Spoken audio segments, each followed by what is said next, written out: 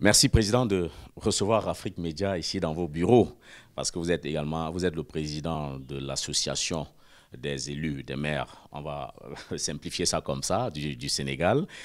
Je rappelle que vous êtes également le maire de Guidjawai, j'espère que j'ai bien prononcé. Merci, voilà, merci d'accueillir Afrique Média ici. Mais c'est un grand plaisir que j'ai à recevoir un média panafricain dans l'antre des élus territoriaux, qui est la maison des élus locaux, ici à la place de l'Indépendance à Dakar. Alors, vous êtes donc à la tête de cette association de maires. Quelle est la place que vous donnez, vous, dans votre association, au dialogue politique, j'allais dire le nécessaire dialogue politique avec le gouvernement et de façon générale avec les pouvoirs publics? Le premier partenaire d'une collectivité territoriale, c'est naturellement l'État. Je rappelle souvent dans des débats parfois passionnés, parfois aussi houleux, à certains de nos camarades maires qu'il ne faut pas qu'on oublie que la souveraineté appartient à l'État qui, dans l'exercice de cette souveraineté, choisit, dans certains pays, ce n'est pas partout, choisit de se départir de certaines de ses prérogatives pour les confier aux collectivités territoriales parce que conscient du fait que l'action publique, elle est parfois plus efficace quand elle est mise en œuvre à l'échelon local. Donc, c'est souvent des décisions irréversibles, la décentralisation. Mais c'est quand même une décision souveraine d'un État à partager les rôles entre le niveau central et des niveaux, disons, de proximité, que peuvent être les communes, les départements ou dans certains pays, les régions. Donc, il devient quasi obligatoire d'instaurer un dialogue permanent entre ces différents échelons de mise en œuvre de politique de l'État. Évidemment, d'abord sur des questions simplement de géographie, des compétences qui doivent être celles des collectivités territoriales, puisque naturellement, c'est des compétences de l'État, mais qui sont dévolues aux collectivités territoriales. Donc, il y a un dialogue permanent sur le périmètre de ces compétences pour savoir s'il faut les restreindre, mais le plus souvent, cette question ne se pose pas, s'il faut plutôt les élargir, parce que de plus en plus, les principes de gouvernance veulent une meilleure implication des populations dans l'exercice des politiques publiques, mais veulent aussi un meilleur, disons, lien entre ceux qui sont chargés d'exécuter les politiques et ceux qui en bénéficient. Ça veut dire que de plus en plus, il y a l'exigence de proximité dans la mise en œuvre des politiques publiques. Alors, pour y arriver, naturellement, il faut convaincre l'État central de plus en plus de se délester des prérogatives. Ce n'est pas un exercice simple, puisque ce n'est pas facile de retirer des pouvoirs à des individus. L'État n'est pas un individu, mais l'État est mis en œuvre par des individus, des fonctionnaires, des hauts fonctionnaires. Ce n'est pas facile tous les jours de les convaincre que l'action est plus efficace quand elle est mise en œuvre, je me répète, à l'échelon local. Donc ça nécessite un dialogue, du point de vue justement des compétences. Mais le deuxième niveau de dialogue, le plus sensible, certainement, est la répartition des ressources. Parce que les États sont souvent prêts à donner des compétences aux collectivités territoriales. C'est une chose. Mais la chose la plus importante, c'est de faire en sorte que ces compétences soient financées. Mais malheureusement, il se trouve ici comme ailleurs que l'essentiel des ressources qui doivent servir à la mise en œuvre de ces compétences sont gardées par l'État central, par les ministères, par les agences publiques, de sorte que sur des sujets qui touchent à la vie des gens comme l'éducation, la santé, la culture, le sport, l'essentiel des ressources reste, pour parler ainsi, en haut, alors qu'elles doivent être affectées vraiment vers les populations en étant le plus proche possible. Ce n'est pas souvent le cas et c'est un dialogue passionné et permanent. Alors, on comprend très bien, Monsieur le Président, que vous avez donc un rôle de lobbying et j'allais dire, vous exercez des pressions qui peuvent être amicales, mais parfois aussi un peu dures et parfois violentes quand il le faut, sur le gouvernement. Et j'ai donc envie de vous poser la question, à quel résultat êtes-vous parvenu jusqu'ici? Quels sont les acquis que vous avez pu aujourd'hui prendre de ces pouvoirs qui ne veulent pas se délester d'une partie des ressources qui doivent effectivement vous revenir? L'Association des maires du Sénégal est une vieille association. Elle date, si je ne m'abuse, de 58, en tout cas avant les indépendances. Alors, ça veut dire bien avant même 58. Je donnerai les dates plus tard. C'est une vieille association, mais une association qui doit sa réussite parce qu'elle est très ancrée aux principes républicains. Donc, nous fonctionnons beaucoup dans le respect de l'État de droit, mais dans le respect des institutions. En étant, si nécessaire, ferme dans nos plaidoyers, mais toujours extrêmement courtoisie. Cette courtoisie républicaine qui veut qu'on peut défendre ses positions, mais en restant policier. Et donc, nous veillons scrupuleusement à ce que nos rapports avec l'État, quelles que soient les conjectures politiques, restent des rapports sains, des rapports utiles, mais des rapports francs. Alors, nous avons l'opportunité ou la chance d'avoir un président de la République qui a été maire, qui a été aussi ministre des collectivités territoriales et qui donc, sans même qu'on le lui dise en détail, comprend les enjeux, comprend les préoccupations et, disons, est même enthousiaste à l'idée de mettre en œuvre les solutions. Il est le chef de l'État, donc il a les pouvoirs d'agir et il agit, mais il n'est pas seul. Parce que, comme je l'ai dit, l'État c'est plusieurs échelons, mais c'est aussi une certaine organisation. Et parfois il y a des résistances de part et d'autre. Et nous sommes amenés parfois, effectivement, à monter au créneau, ou à préciser ce qu'il y a à préciser, quand c'est nécessaire. Et le président de la République est heureusement quelqu'un qui nous comprend et qui nous soutient. Alors, l'Association des maires du Sénégal est une vieille association qui compte beaucoup de réalisations et qui a participé à l'avancée significative du mouvement de la décentralisation, ici au Sénégal et en Afrique de l'Ouest, en Afrique en général. Je rappelle simplement que nous avons été presque à l'origine de la création du Conseil des collectivités territoriales au sein de l'IMOA.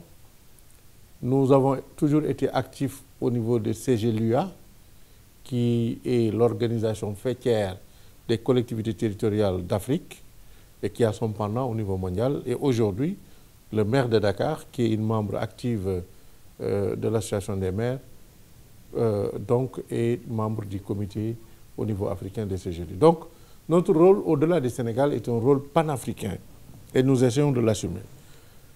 Ici, depuis 2015, j'ai été porté à la tête de l'association en 2015. Nous avons parcouru beaucoup de chemin. D'abord dans la mise en œuvre du dialogue. Je rappelais il y a quelques jours, lors de la tenue de l'Assemblée générale de l'AMS, que c'était depuis 2015 la 4e ou la 5e session d'Assemblée générale de l'Association des maires du Sénégal. D'habitude, c'est une association qui réunissait tous ses membres qu'à l'occasion du renouvellement de son bureau. Justement pour élire un nouveau président, mettre en place un nouveau bureau. Maintenant, nous avons pour principe de rendre compte régulièrement à nos membres. Déjà, avant de parler de plaidoyer à l'interne, c'est cet effort que nous essayons de mener. En plus d'améliorer la gouvernance par, je l'ai dit mais je le répète, la régularité des rencontres au niveau national, mais la régularité aussi des rencontres à l'échelon local. Nous ne pouvons pas prôner la décentralisation tout en restant ici à Dakar. Donc nous allons très souvent vers nos camarades maires dans les régions, dans les communes. Et dans le fonctionnement de l'association, nous faisons en sorte qu'il y ait non seulement une répartition géographique équitable, mais aussi que toutes les forces politiques se reconnaissent dans ce que nous faisons. Et je touche du bois. À ce jour, je n'ai jamais eu de contestation politique à l'interne au sein de l'association, malgré la diversité des positions politiques. Là, du point de vue de l'avancée, on a beaucoup d'avancées, notamment en matière de financement. Les ressources qui étaient transférées aux collectivités territoriales en 2012, c'est-à-dire avant la fin du dernier mandat des maires, étaient environ de 25 milliards, les ressources de fonctionnement et les ressources d'investissement. Aujourd'hui, on est à 60 milliards, sans compter de nouvelles ressources que nous avons aidé à mettre en place. Par exemple, ce qu'on appelait la patente, qui est une sorte de taxe, est devenue la CEL, la contribution économique locale, et en la reprofilant, nous lui avons donné plus d'ampleur avec une clé de répartition beaucoup plus démocratique. Parce qu'auparavant, cette ressource était essentiellement destinée à de grandes agglomérations comme Dakar. Aujourd'hui, elle est partagée par toutes les collectivités. Nous nous sommes aussi battus pour que les acteurs miniers puissent contribuer au développement territorial, notamment dans les régions où il y a des mines, mais aussi partout. Par principe de solidarité, il faut que ces ressources bénéficient à tout le monde. Et ça procure quand même des ressources supplémentaires qui impactent pour beaucoup vraiment le fonctionnement des collectivités. Nous avons été à l'origine d'autres avancées, mais aussi nous sommes acteurs clés dans la mise en place de programmes très structurants comme le PACASEN, le programme d'appui aux agglomérations et communes du Sénégal, et nous essayons d'implémenter avec le gouvernement de nouveaux programmes. Nous-mêmes, nous sommes devenus opérateurs. À ce jour, nous sommes en train de boucler un programme avec l'Union européenne de participation citoyenne qui consiste à impliquer les citoyens dans le processus budgétaire et autres des collectivités territoriales. Et avec l'appui de l'Union européenne, nous consacrons les communes qui sont championnes dans cet exercice. Je pourrais encore lister beaucoup de réalisations en termes d'amélioration de la gouvernance, mais en termes d'acquis pour les élus que nous représentons. Alors, vous avez donc amélioré, vous l'avez dit, la fiscalité locale et vous avez trouvé d'autres moyens de financement avec des partenariats. L'acte 3 de la décentralisation est donc en phase d'implémentation depuis le 2014. Quels sont les avantages que vous en tirez aujourd'hui de façon concrète et que reste-t-il à tirer de cet acte 3? Et puis, question subsidiaire concernant cela, aujourd'hui, il y a un plan PSE, plan Sénégal émergent. Quelle est la part que les collectivités territoriales décentralisées, notamment votre association, entend prendre dans la mise en place et la réussite de ce plan? Dans sa mise en œuvre, l'acte 3 consistait en une réforme en deux phases. Une première phase de réforme institutionnelle pour repositionner les collectivités territoriales en tant qu'actrices du développement centrées sur les potentialités locales. De ce point de vue, c'est une très grande réussite. Parce qu'aujourd'hui, la collectivité territoriale s'affirme comme un véritable levier de développement local d'abord, mais aussi s'affirme en tant que levier de développement contribuant au développement national. Disons que nous avons ressenti, nous autres exécutifs locaux, un renforcement de personnalité, une valorisation de nos fonctions qui fait qu'aujourd'hui nous osons adresser des questions économiques importantes qui auparavant étaient des sortes de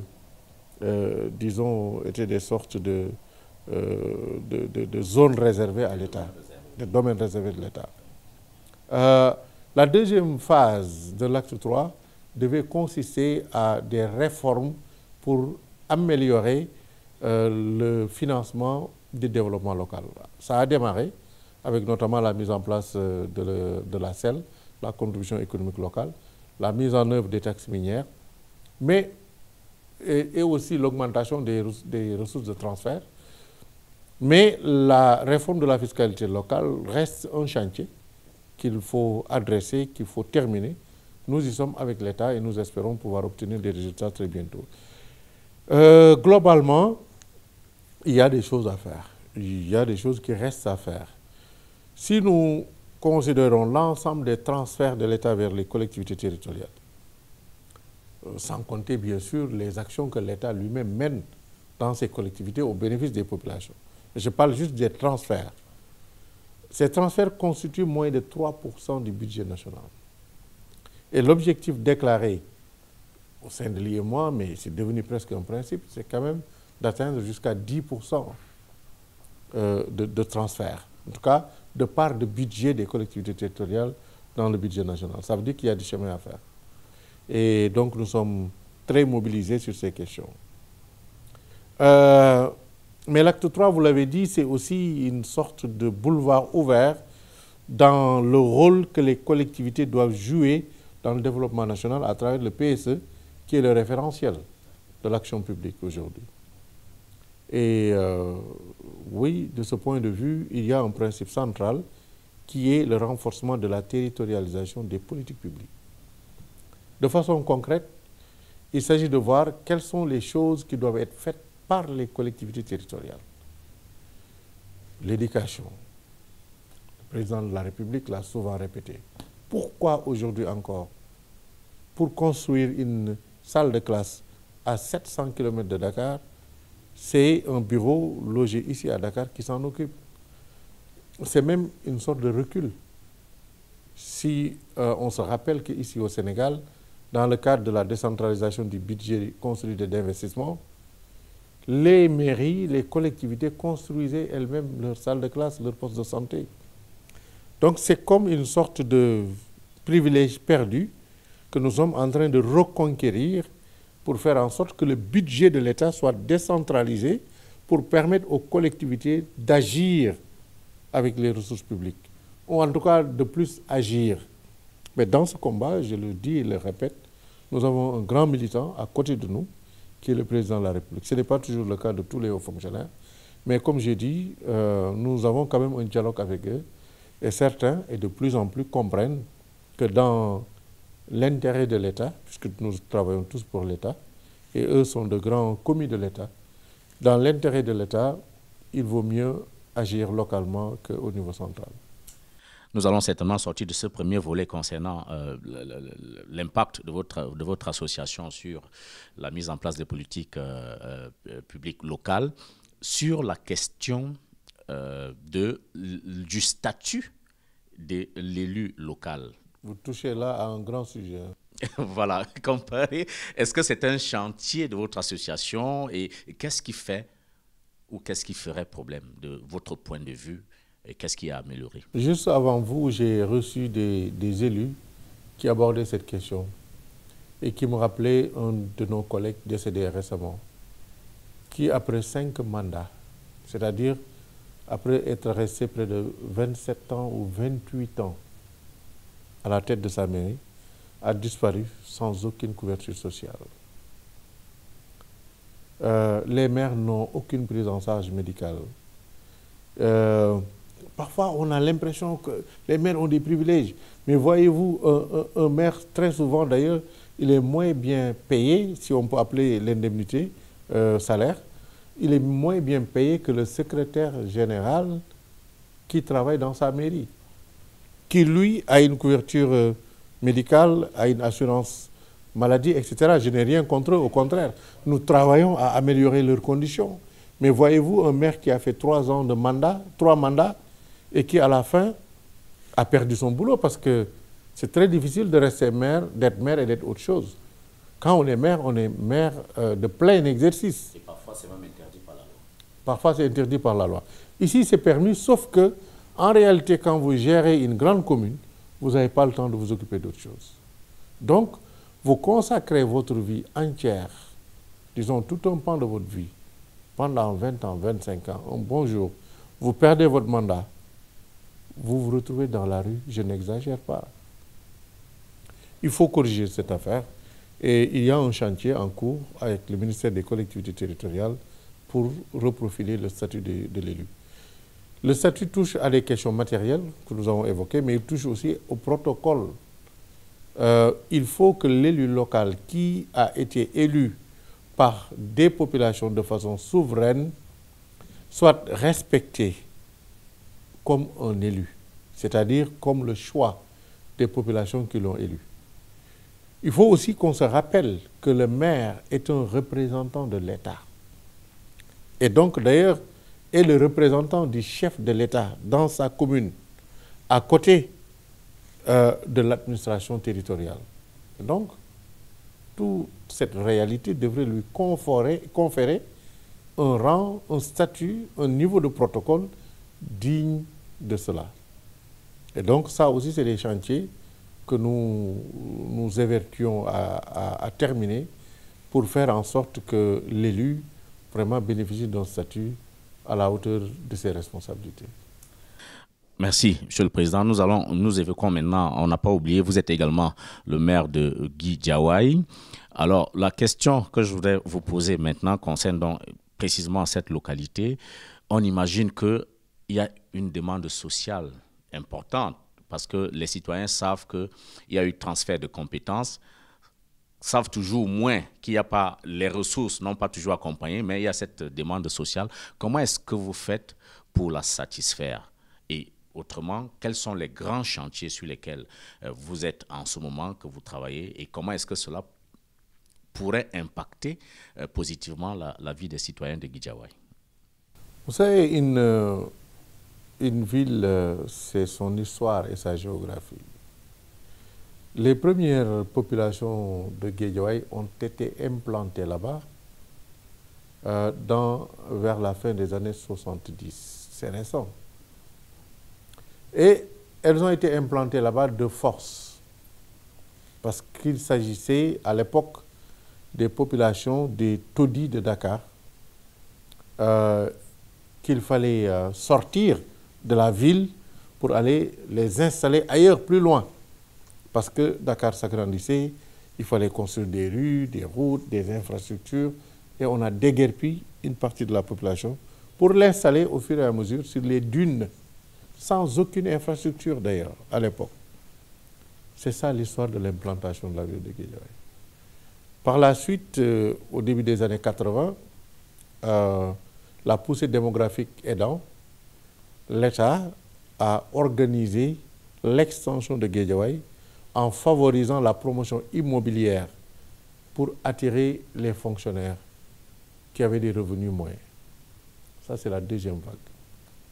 La troisième vague, dans les années 90, a été une implantation plutôt, cette fois-ci, pas spontanée, mais en tout cas privée, puisque tout le monde, y compris les promoteurs immobiliers privés, ont compris que non seulement c'était un très bon site, proche de Dakar, où il y a de l'espace, et que c'était facile de vendre des maisons à Guédiawaye, parce que présentant beaucoup d'atouts géographiques.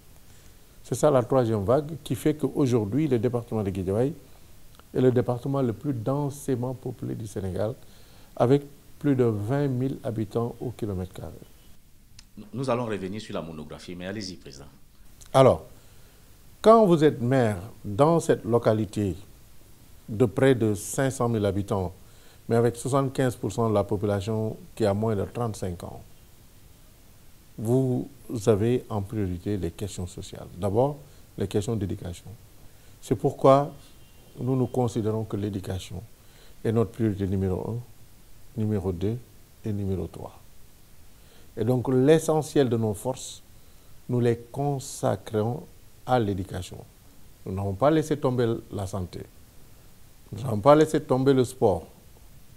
Mais nous faisons plus d'efforts dans l'éducation parce que nous avons compris que la meilleure façon d'offrir l'escalier social à ces couches vulnérables, c'est de favoriser l'accès à l'école et d'améliorer le système éducatif pour qu'il donne de meilleurs résultats. Et nous sommes satisfaits aujourd'hui. L'académie de Pikine-Guédiawaye, qui englobe Guédiawaye, et fait partie des meilleures académies de ce pays en termes de résultats scolaires.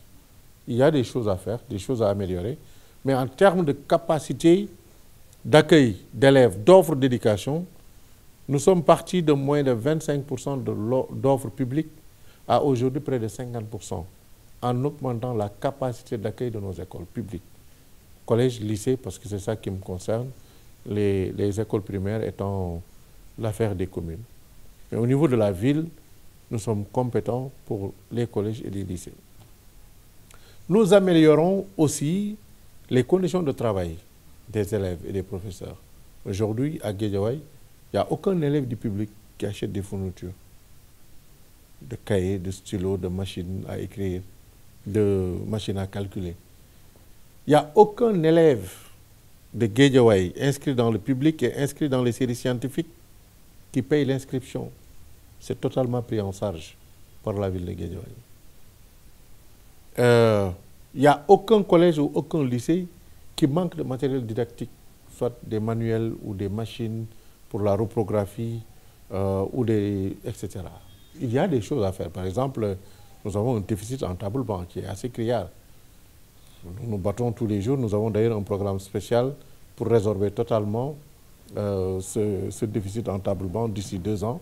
Et nous sommes sûrs d'y parvenir. En dehors de l'éducation, nous avons fait beaucoup de réalisations dans le domaine des infrastructures. Nous avons en quelques années construit, avec l'aide de l'État, près de 15 km de routes en pavé et une partie de routes goudronnées. Quand on dit 15 km de linéaire, ça peut paraître très peu. Mais il faut se rendre compte qu'on parle de 140 hectares de zones habitables, de 14 km². Donc, c'est assez dense. Et ça a beaucoup amélioré le cadre de vie, puisque les routes sont faites en même temps qu'un système d'éclairage public amélioré. Nous travaillons beaucoup dans le cadre de vie. Nous employons près de 250 jeunes, 280 même, si je compte un autre service de la mairie, à rendre propre tous les jours la ville, et la situation de ce point de vue s'est beaucoup améliorée. Nous contribuons beaucoup dans la vie culturelle et sociale de la ville de Guédiawaye, en appuyant les édifices religieux, les associations religieuses, les artistes, les musiciens, etc. Nous avons beaucoup investi dans l'infrastructure sportive. Nous faisons partie des rares départements de la région de Dakar à compter, en tout cas du Sénégal plutôt, à compter 2 stades dans un espace aussi réduit. Et nous sommes très contents aujourd'hui d'avoir un club aussi performant que Guédiawaye Football Club. Nous sommes en 2e division, mais cette année, je parie que nous irons en 1re division. En tout cas, nous avons une très belle équipe aujourd'hui à la tête avec un président très dynamique, M. Lat Diop, et une jeune équipe qui, je suis sûr, va monter en 1re division. Bref, je ne peux pas... Ça ne peut pas être exhaustif. Non, mais je n'ai pas le sentiment d'avoir tout fait, au contraire. J'ai le sentiment qu'il y a des choses encore à faire, même si je suis fier de mon bilan, de notre bilan, puisqu'il faut que j'implique tous les conseillers. J'ai envie d'aller plus loin. Mon slogan en 2014, c'était « Guédiawaye, voyons loin ».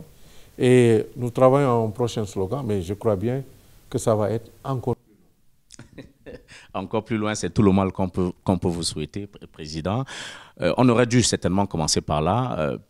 Peut-être une petite monographie du département de la commune de Guédiawaye pour nous dire qui sont ceux qui y habitent, quels sont les territoires frontaliers et puis surtout, quels sont les atouts, que ce soit économiques ou socio-culturels de votre département. Nous sommes une belle ville de seulement 14 km², avec quand même 7 km de plage d'ouverture sur l'océan Atlantique. Ça veut dire que l'air ambiant, le climat est extraordinaire à Guédiawaye. Nous sommes une ville très peuplée, aujourd'hui 450 000 habitants, un peu moins de 500 000 habitants, avec une croissance démographique très forte, une densité très forte, plus de 20 000 habitants au km², mais une ville jeune et enthousiaste, caractérisée par une floraison d'associations citoyennes, dynamiques, sur toutes les questions qui peuvent intéresser la vie de tous les jours. C'est à Guédiawaye que vous verrez des associations qui peuvent paraître anodines ailleurs. Association Calabas, des amis de Calabas. Parfois, je ne sais même pas ce que ça veut dire. Mais sur toutes les thématiques qui peuvent intéresser les gens s'organisent et s'activent. Et ça donne à la ville un dynamisme exceptionnel, qui fait que même au Sénégal, souvent quand on parle de Guédiawaye, les gens pensent que c'est une très grande ville. Non, c'est une petite ville, très peuplée certes, dynamique, et qui attire beaucoup aujourd'hui. Ce qui explique d'ailleurs la croissance démographique, parce qu'il n'y a pas que la natalité. Il y a surtout un flux de population qui viennent, avant c'était des régions, mais qui viennent aujourd'hui du centre de Dakar pour venir habiter à Guédiawaye, d'exode urbain. Et nous sommes contents aujourd'hui de recevoir ce flux de population. Parce que, bon, en plus de venir avec de nouvelles opportunités, de nouvelles potentialités, ça a créé au fil des ans une certaine mixité sociale. On ne peut plus dire aujourd'hui que la population de Guédiawaye est une population pauvre. Nous avons de plus en plus une classe moyenne qui s'agrandit et qui permet aux investisseurs d'avoir un marché qui se développe. Cette dynamique économique se traduit d'ailleurs par l'implantation de marques étrangères qui aujourd'hui, de la distribution, vous savez, ils ne vont pas aller quelque part où il n'y a pas de potentialité économique, il n'y a pas de consommation. Et donc, Guédiawaye aujourd'hui attire tous ces investisseurs dans la distribution, dans l'éducation. Nous avons des écoles d'excellence. Dans la médecine, nous avons quand même 2 grands hôpitaux, y compris le plus grand hôpital du Sénégal, l'hôpital d'Al Diam, y compris la plus grande maternité du Sénégal, l'hôpital Roi-Baudouin, qui enregistre 4500 naissances par an. C'est la plus grande maternité du pays.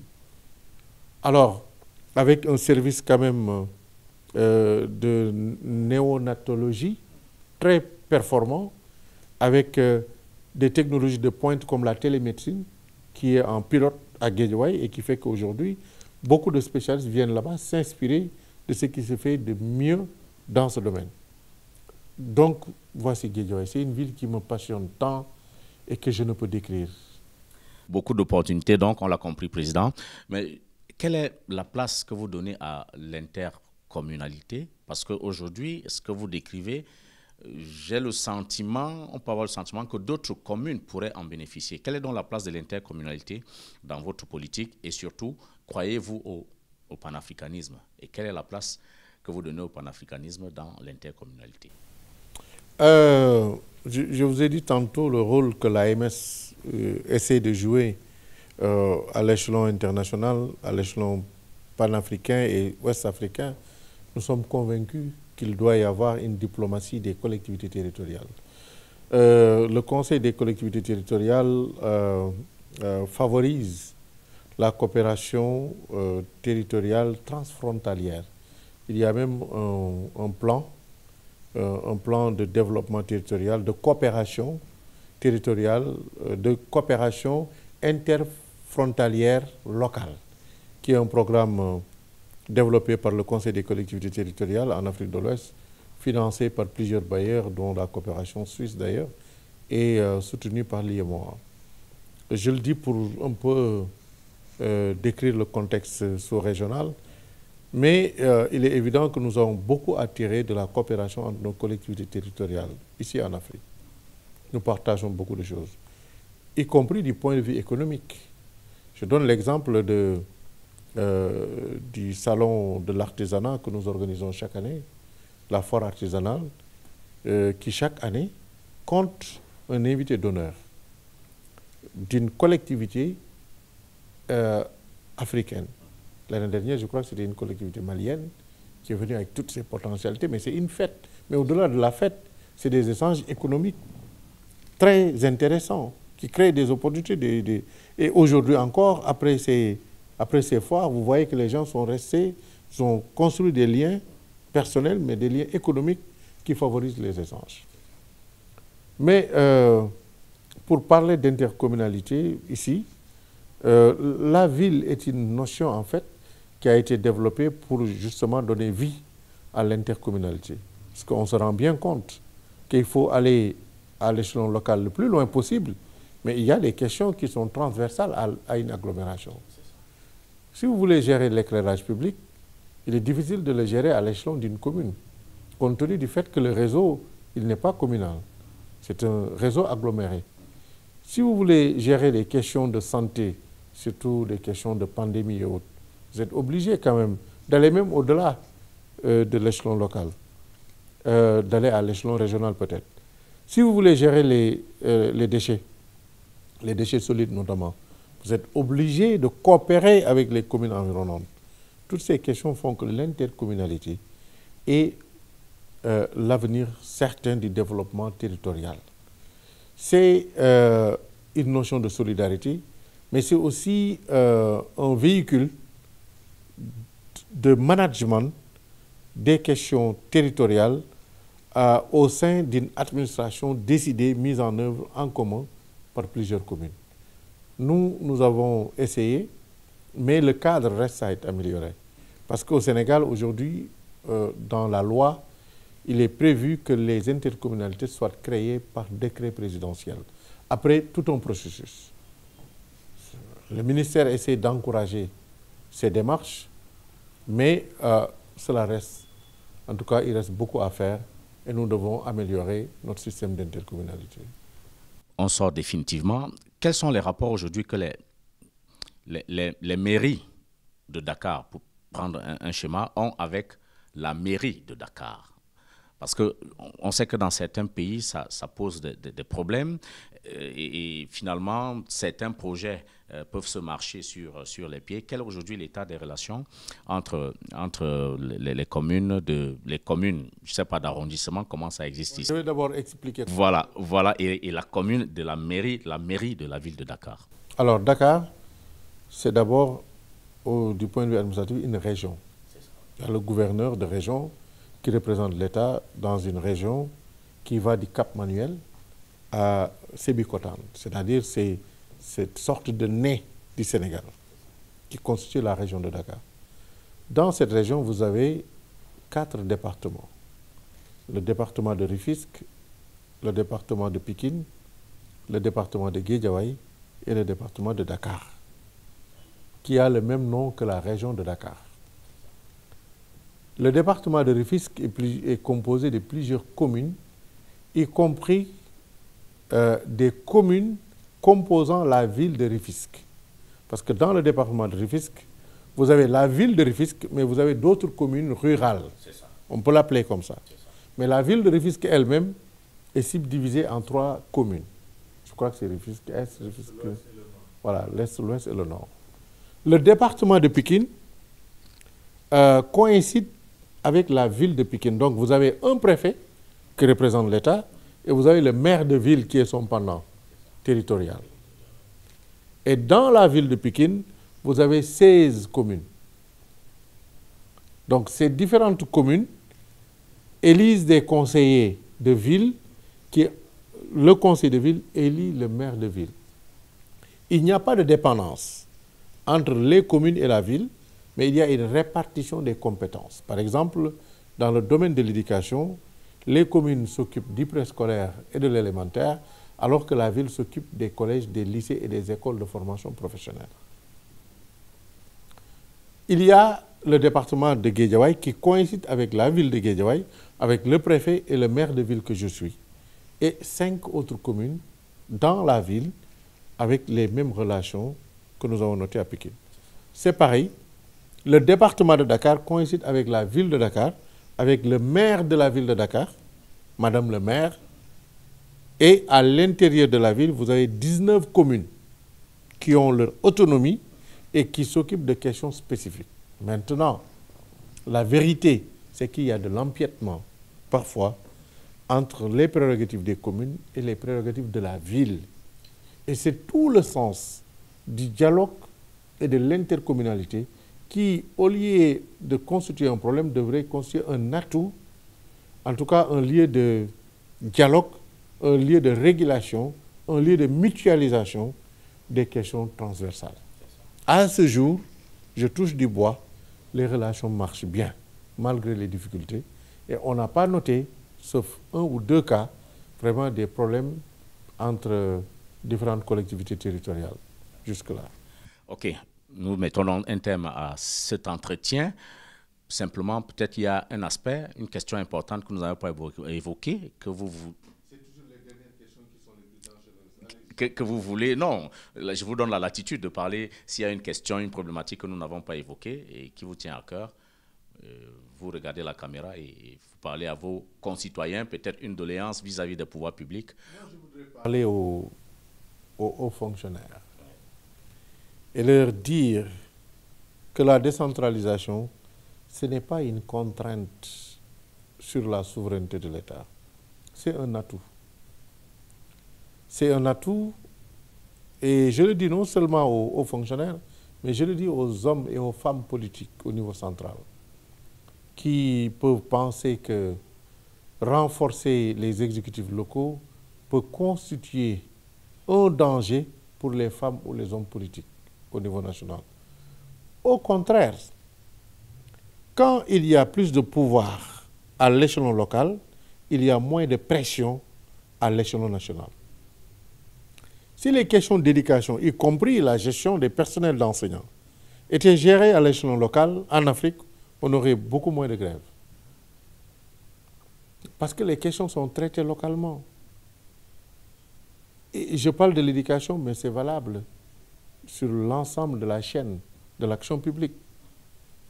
La décentralisation n'est pas un vain mot. C'est vraiment une belle trouvaille et c'est une modalité d'exécution des politiques publiques intelligentes parce que permettant, c'est ce qu'on appelle la subsidiarité, permettant d'agir plus efficacement sur certaines questions. Voyez-vous, si l'État doit gérer le traitement des ordures dans les bidonvilles, ça devient problématique. Parce qu'il y a un problème d'interlocuteur, il y a un problème d'efficience. Ce n'est pas pour rien que partout ailleurs, c'est les collectivités qui gèrent cela. Maintenant, je suis d'accord que ça doit aller de pair avec la responsabilisation. Les collectivités territoriales doivent être évaluées sur la base de conventions ou d'accords avec les États pour quand même rendre compte de l'utilisation des ressources qu'elles reçoivent, mais aussi pour rendre compte de l'efficacité de leur action devant leur population, mais devant l'État aussi. Et donc, moi, je voudrais inviter tous les acteurs de jouer les jeux et de faire confiance à ce système, de faire confiance à plus de pouvoir aux populations, parce que plus de pouvoir aux communes, c'est plus de pouvoir aux populations. Eh bien, M. Aliou Fall, maire Aliou Sall, merci. Vous êtes, je rappelle, le maire de la ville de Guédiawaye.